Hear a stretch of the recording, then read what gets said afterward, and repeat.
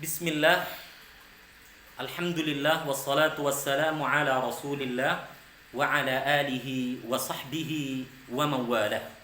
Amma ba'du, saudaraku, saudariku seiman yang saya hormati dan yang saya cintai karena Allah, kita akan melanjutkan pembelajaran kita di bagian yang kedua dari materi ini, di mana yang sedang kita bahas kali ini adalah ismu kana dan saudara-saudaranya. Ismu kana wa akhwatiha. Isimnya apa? Kana dan saudara-saudaranya.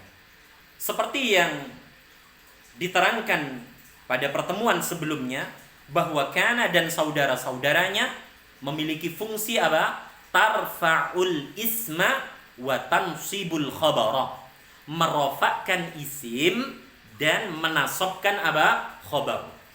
Nah, pada kesempatan kali ini, saudaraku dan saudariku, saya ingin menerangkan kepada antum dan antunna tentang bentuk-bentuk dari apa? Khabar. Seperti yang telah kita ketahui, seperti yang telah kita maklumi bersama, bahwa khabar tidak semata-mata mufrad. Khabar ada syibhul jumlah. Khabar ada pula jumlah.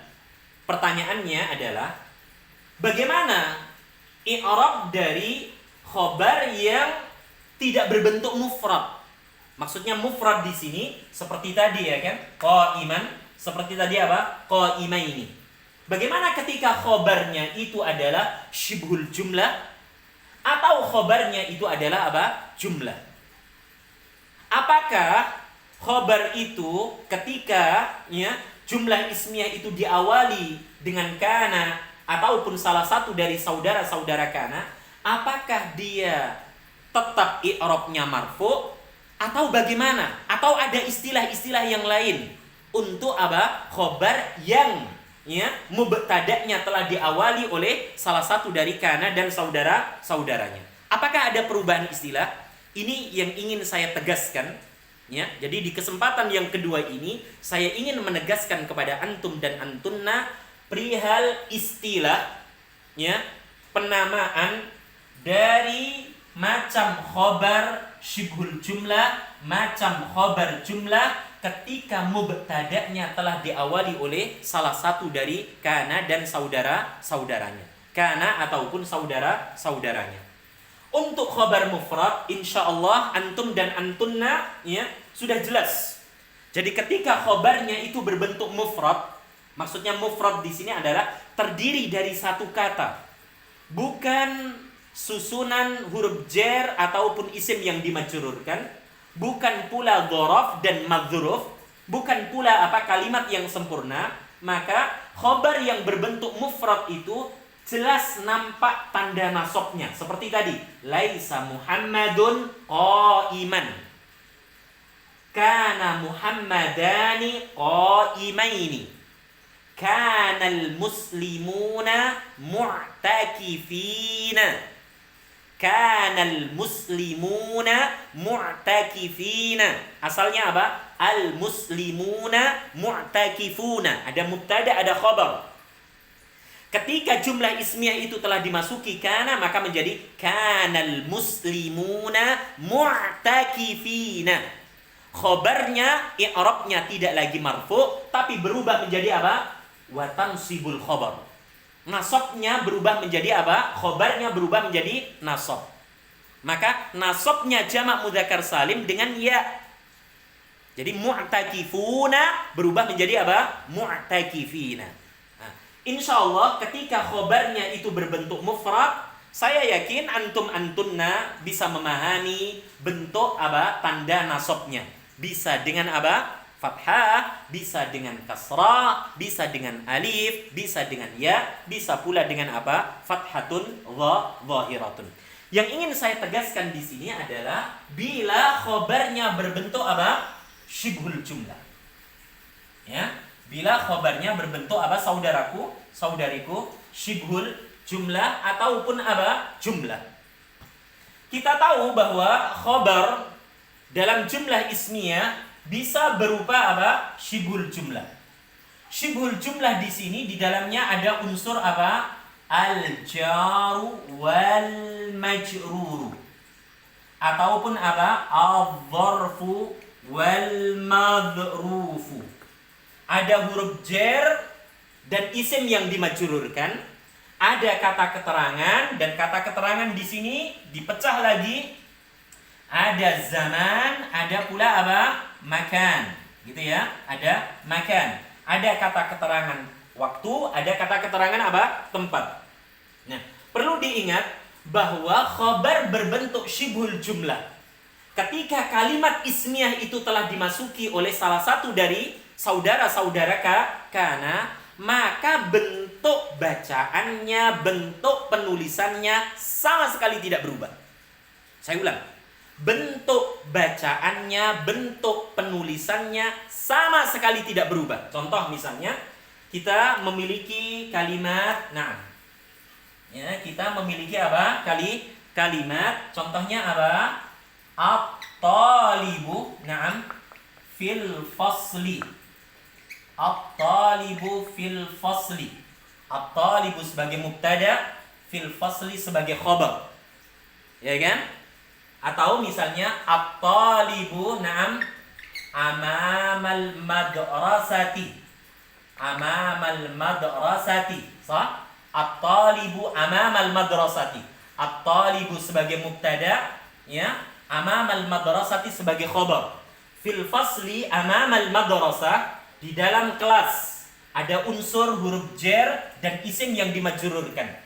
At-talibu amamal madrasati. Amamal madrasati ada unsur dzaraf, kata keterangan, ya, tempat, dan isim yang dimadzurufkan. Perhatikan baik-baik. Ketika kalimat tersebut at-talibu fil fasli atau at-talibu amamal madrasati, seorang siswa itu ada di dalam kelas, seorang siswa itu ada di depan madrasah. Ketika kalimat ini telah dimasuki oleh kana ataupun salah satu dari saudara-saudaranya, maka khobar berbentuk syibhul jumlah ini, saya ulang, khobar berbentuk apa? Syibhul jumlah ini tidak berubah bacaan, tidak pula berubah apa? Penulisannya. Tetap, ya kan? At-talibu fil fasli, at-talibu amamal madrasah. Ketika saya awali dengan apa? Sara. Atau misalnya kana, atau misalnya apa? Asbaha, dan seterusnya, maka tidak berubah sama sekali bacaan dan penulisan dari kalimat tersebut.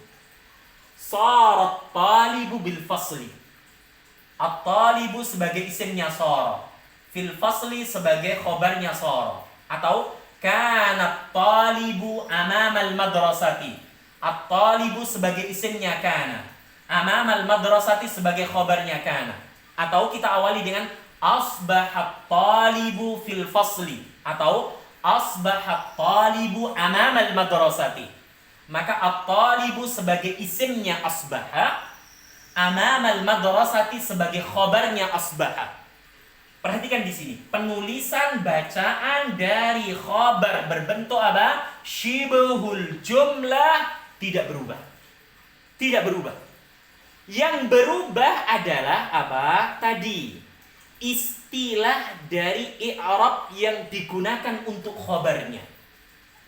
Karena tidak boleh berubah apa? Penulisan dan bacaan, maka sarat talibu fil fasli atau sarat talibu amamal madrasah, fil fasli dan amamal madrasah sebagai khobarnya sara, amamal madrasah sebagai khobarnya kana, atau sebagai khobarnya asbaha, dan seterusnya.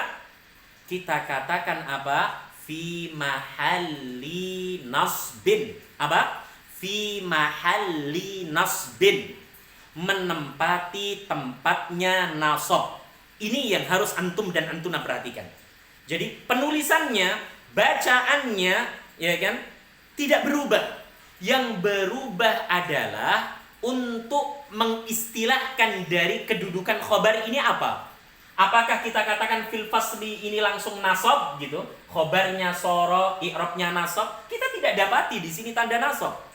Apa tanda nasab? Fathah.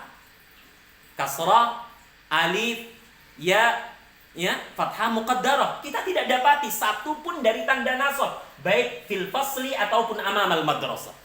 Karena tidak didapatinya tanda dari tanda-tanda nasab yang ada pada khobar berbentuk syibhul jumlah, maka khobar syibhul jumlah ketika kalimat tersebut telah diawali oleh salah satu dari kana ataupun saudara-saudaranya, ingat apa tadi penamaannya?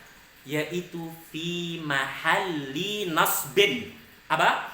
Fi mahalli nasbin, menempati tempatnya nasab. Maka kita katakan at-talibu, sharat talibu fil fasli. Ya, sharat talibu fil fasli. Seorang siswa itu ya telah berada di dalam apa? Kelas. Maka at-talibu isimnya shara, i'rabnya marfu, tanda rafa'nya dengan dhammah karena dia mufrad. Sedangkan fil fasli adalah khobarnya shara, ya kan? Bentuknya syibhul jumlah, unsurnya huruf jar dan isim yang dimajrurkan. Perhatikan, fi mahalli nasbin. Jadi fil fasli di sini apa? Fi mahalli nasbin. Apa artinya? Meminjam tempatnya nasab, menempati tempatnya nasab. Tidak boleh kita katakan fil fasli di sini langsung i'rabnya mansub ataupun nasab. Tidak boleh. Begitu pula dengan amamal madrasah. Amamal madrasah kita katakan sebagai khobarnya shara, atau khobarnya kana, atau khobarnya asbaha, atau khobarnya bata dan seterusnya. Naam. Kemudian kita katakan apa? Khobaru shara, ya kan? Bentuknya syibhul jumlah, unsurnya dzaraf dan madzruf. Perhatikan, fi mahalli nasbin, menempati tempatnya nasab. Ya, jadi tidak boleh langsung kita katakan apa? I'rab khobarnya syibhul jumlah nasab. Lah, khata'. Yang benar adalah apa? I'rab khobar berbentuk apa? Syibhul jumlah ketika mubtada'nya telah diawali oleh kana ataupun salah satu dari saudara-saudaranya apa? Fi mahalli nasbin. Begitu pula ketika khobarnya berbentuk jumlah, baik jumlahnya itu apa? Ismiyah ataupun fi'liyah. Saya ulang di sini. Karena khobar tidak hanya mufrad, tidak hanya syibhul jumlah, tapi ada khobar jumlah. Ketika khobar itu berbentuk jumlah, kalimat yang telah sempurna, baik yang diawali oleh isim ataupun fi'il, maka bacaannya, penulisannya khobar jumlah itu tidak berubah. Tidak berubah. Yang berubah hanya penamaan dari khobar tersebut, khobar berbentuk jumlah tersebut, kita katakan apa? Fi mahalli nasbin. Apa? Menempati tempatnya nasab. Seperti contoh misalnya, saudaraku dan saudariku, ya. Khobar berbentuk apa? Jumlah. Apa contohnya? Naam. Zainabu. Naam. Zainabu ainuha na'am jamilah. Ainuha jamilatun. Perhatikan. Zainabu ainuha jamilah. Zainab sebagai mubtada, ainuha jamilatun sebagai khobar, bentuknya apa? Jumlah ismiyah. Oke? Atau misalnya apa? Di sana ada contoh Zainabu na'am taqra'ul Qur'ana. Zainabu sebagai mubtada, taqra'ul Qur'ana sebagai khobar. Khobarnya khobar jumlah, jumlahnya jumlah apa? Fi'liyah. Perhatikan di sini. Ainuha jamilatun taqra'ul Qur'ana. Ketika kalimat ini telah diawali oleh kana ataupun salah satu dari saudara-saudaranya, maka contohnya apa? Ya, kanat Zainabu. Apa? Kanat. Sama dengan kaidah apa? Jumlah fi'liyah. Fi'il mengikuti apa? Fa'il dalam hal apa? Jenis. Kanat Zainabu ainuha jamilah. Kanat Zainabu taqra'ul Qur'an. Pertanyaannya, setelah Zainabu dimasuki apa? Kanat. Kanat. Ataupun apa? Asbahat. Ataupun sarat. ataupun laisat dan seterusnya, ya. Bagaimana nih penamaan dari apa ainuha jamilah? Taqra'ul Quran tetap kita katakan sebagai khobarnya kana, berbentuk jumlah ismiyah. Taqra'ul Qur'ana khobarnya kana, berbentuk jumlah apa? Fi'liyah. Ingat, kita katakan dia fi mahalli nasbin, menempati tempatnya apa? Nasab. Ya. Mengapa? Karena tidak ada perubahan sama sekali. Bukan berarti ainuha jamilah taqra'ul Qur'an kita katakan dia mabni. La. Tidak. Ya, hanya saja ketika khobar itu berbentuk syibhul jumlah, ketika khobar itu berbentuk jumlah baik ismiyah ataupun fi'liyah, bila mubtada'nya telah diawali oleh kana atau salah satu dari saudara-saudaranya, ingat, khobar itu tetap bacaannya, tetap penulisannya, yang berubah hanya penamaan, penyebutan dari i'rabnya. Tidak langsung serta-merta kita katakan ainuha jamilatun khobarnya apa? Kana, i'rabnya nasab, enggak boleh.